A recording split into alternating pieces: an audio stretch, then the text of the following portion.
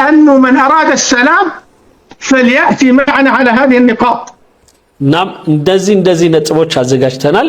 በዚህ ነጥብ መሰረት የሚስማማ ሰላም የሚፈልግ አካል ካለ ይምጣ ብለን ለሁለቱም ወታደሮች ሐሳብ አቀረበን። فالدعم السريع وافق واستجاب. والذي الدعم السريع ወይም ፈጥኖ ደራሽ ልዩ ኃይል ወይም ሚሊሺያ የሚባለው የሐሚቲ ወታደር እሺ አለ፣ እጅ ሰጠ፣ ተቀበለን ይህንን ሐሳብ ለሰላም እጅ ሰጠ። بقى ورفض هو جيش. ነገር ግን ይህንን እምቢ ብሎ የገፈተረንና አልፈልግም ሰላምን አልፈልግም ያለው የአልቡርሃን የመንግስቱ ወታደር ነው። إذن الباقي هو الجيش. ስለዚህ ድንበር ተላላፊው ማን ነው ካልከኝ የአልቡርሃን ወታደር ነው ማለት ነው። طيب بعيدا عن الفئة الباغية والتي بدأت الحرب، وأنت قلت حتى أننا يعني بدأنا هذه الحرب، أنا بس عايز مسألة برضو هامشية بعض الشيء، لأن أنت قلت شعارنا القرآن دستورنا، ده شعار مسلم. እንደው አሁን በቃ ድንበር የተላለፈው ማን ነው እንደገናስ ደግሞ ሰላምስ እምቢ ያለው የሚለውን ትተን ደግሞ እስኪ በሌላ ጥያቄ ልጠይቅ ይላል። ምክንያቱም አልተመቸውም። እሱ የግብጽ ደጋፊ ስለሆነ የግብጹ ደግሞ ዓላማ ምንድነው ስሙ የአልቡርሃንን መደገፍና ከአልቡርሃን ጋር አብሮ መጦዝ ስለሆነ የሚፈልጉት እናም እያገዙትም ስለሆነ በዛ ላይ የሰውየው ንግግር በፍጹም ሊመቸው አይችልም በፍጹም። ስለዚህ ምን አለ እንደው ይሄ መታነሳውን የቁርአን ነገር ምናምን እንደው እንሂድበት ካልንማ ይለዋል። አሁን እሱን ያው ቅርቃር ሊከተው የሆነ በሚያስመስል መልኩ የሚለን ነገር አለ፣ እንሰማዋለን።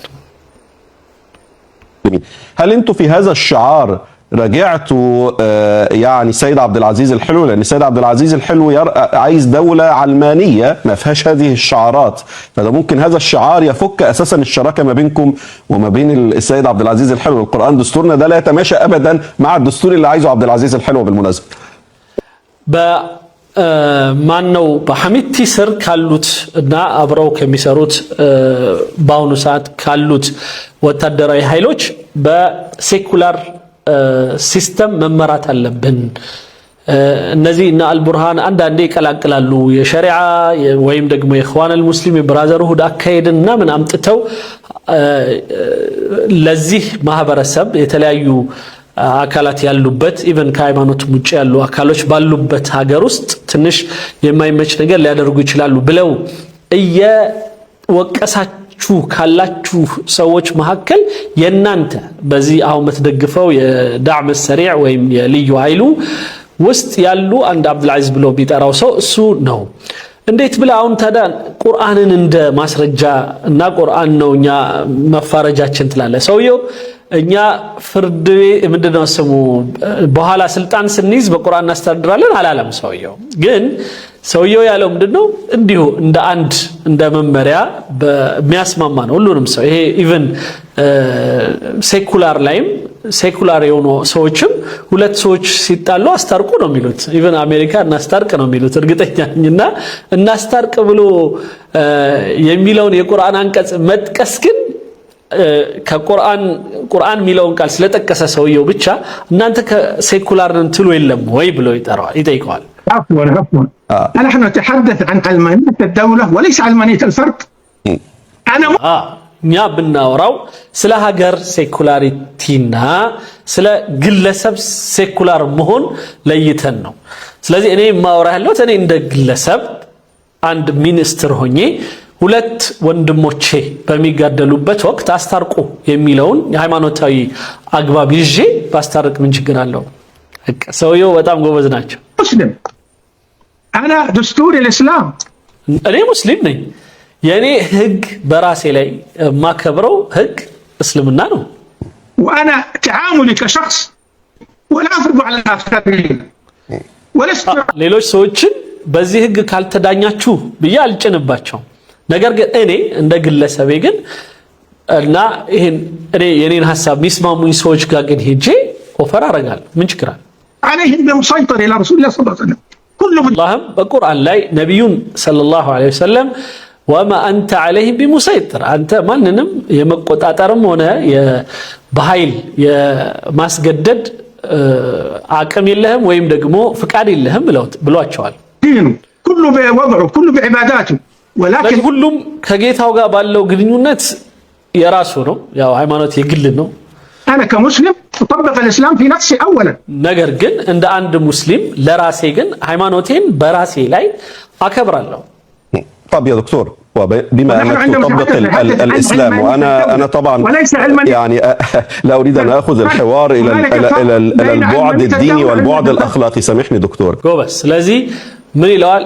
እኛ አሁን ለወስድ የፈለኩት የሀገር አመራር ላይ ስትመጣ ብዙ ሰው የሚያካትት ከመሆኑ አንፃር አንተ የምትፈልገውን ማይፈልግ አካል ስላለ እነሱን ለማካተት ሴኩላር የሆነ ራሱን የቻለ ህግ ታወጣለህ። ግን ያው ምንም ቢሆን ብዙ ጊዜ እስላሞች የእስላማዊ ሀገሮች ሁሉም በሸሪዓ በምናምን የሚሉትም ምንድነው የሚያደርጉት የራሳቸው ሆነ አልወድዕያ ይሉታል ህግጋት ያወጣሉ። ግን ህግጋቱ ከሃይማኖት ጋር እንዳይጋጭ ብቻ ማድረግ ነው። ያ ነው ትክክለኛውና እንደዚህ አይነት ነገሮችን በማድረግ እኛ የሴኩላር የሆኑ ህጎችን እንጠቀማለን ለማለት ነው እንጂ ፈጽሞ የግለሰቤ እና የሀገሩን አካሄድ አንድ ላይ ጨፍልቄ በዚህ ነው የምንተዳደረው አላልኩም ነው የሚለው።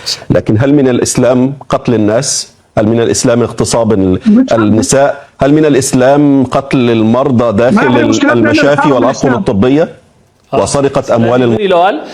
አሁን ደግሞ እሺ አንዳንድ መረጃዎች እንደሚያሳዩት የልዩ ኃይሉ ወይም ፈጥኖ ደራሽ የሚባለው የሐሚቲ ወታደር ሆስፒታል ላይ የተኙ ሰዎች ላይ ተኩስ በመክፈት መግደል፣ ህፃናትን መግደል፣ ሴቶችን መድፈር፣ ሀገር ማጋየት፣ በአጠቃላይ ማውደም የመሳሰሉት በሙሉ እነዚህ ከሃይማኖት ሞራል ጋር እንዴት ይታያሉ? በተለይ አንተ በሃይማኖቱ አከብራለሁ የመሳሰሉት እያልክ ስለሆነ ይለዋል።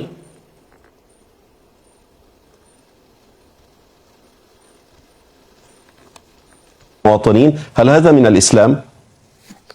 እና ህዝብ እንዲሰደድ ማድረግ ይሄ እነዚህ ከእስልምና ነው ታዲያ?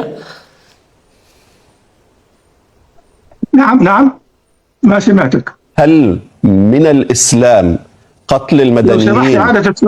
هل من الإسلام وأنت تقول أنا مسلم وأتحرك كمسلم ودستوري هو القرآن كمسلم ولو حتى على الصعيد الشخصي وأقول ስለዚህ አንተ በግልህ ቢሆን ሙስሊም ነኝ መከተለው እስልምና ነው እንደገና ለራሴም ቢሆን ህግ ማደርገው ቁርአንን ነው እያልክ እንዴት ነው ይህ ሚገል ህፃናትን የሚጨፈጭፍ ሆስፒታል ያሉ ሰዎች ራሱ ከሆስፒታል ሳይወጡ እዛው እንዲሞቱ የሚፈርድባቸው ወይም ደግሞ ህዝቦች ደግሞ እንዲሰደዱ የሚያደርግ ይሄን ሁሉ ወንጀል የሚሰራ አካል እንዴት ትደግፋለህ ነው دعم السريع مالته لك هل من الإسلام أن يتم قتل المدنيين وفقا للتقارير الدولية على يد قوات الدعم السريع واغتصاب النساء ودخول المشافي وقتل المرضى والأطقم الطبية فضلا عن إطلاق مسيرات تهدف إلى يعني قصف البنى التحتية ومحطات الكهرباء هل هذا من الإسلام؟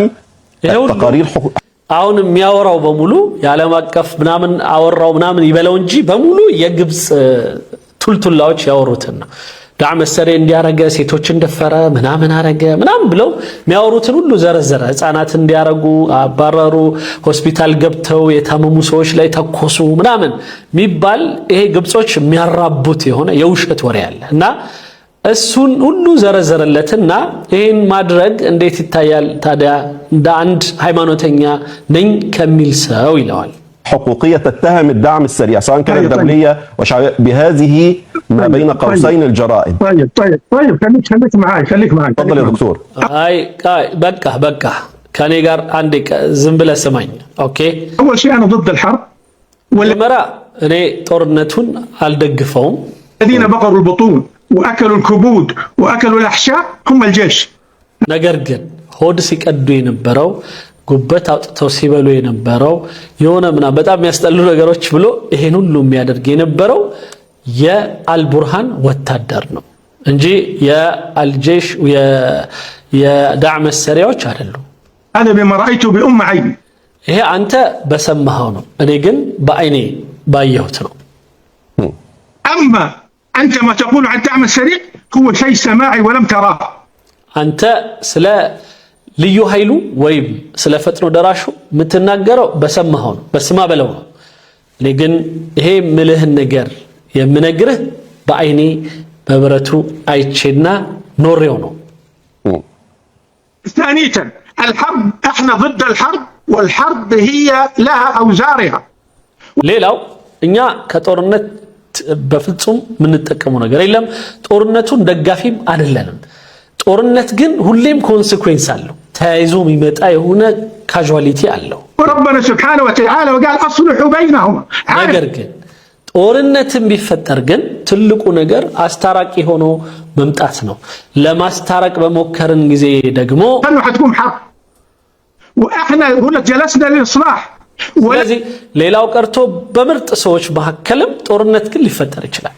ግን ጦርነት ሲፈጠር አስታርቁ የሚለውን ህግ ጠብቀን ለማስታረቅ ሞከር፣ ወታደሩም ቢያለ لم نجد إصلاح ثم انقسمت تقدم إلى جزئين، من يرون أنهم لا يحملون السلاح، ولكن نحن بنص القرآن رأينا أن القوة الباقية لا بد من قتالها بنص. ስለዚህ በቁርአኑ ላይ ቅድም በጀመርኩልህ መሰረት ለማስታረቅ በምትሞክርበት ወቅት የምታስታርቃቸው ሁለት አካሎች መካከል አንዱ ድንበር አላፊ ሆኖ ባገኘው ጊዜ ማለት ለሰላም አላድርም ካለና ወደ ሰላም አልመጣም ካለ ያ ወደ ሰላም አልመጣም ያለውንና ድንበር አልፎ ሰው ካልጨረስኩ ብሎ ወደ ግድያው ያመራውን ሰው እጁን መያዝ ግዴታ ነው።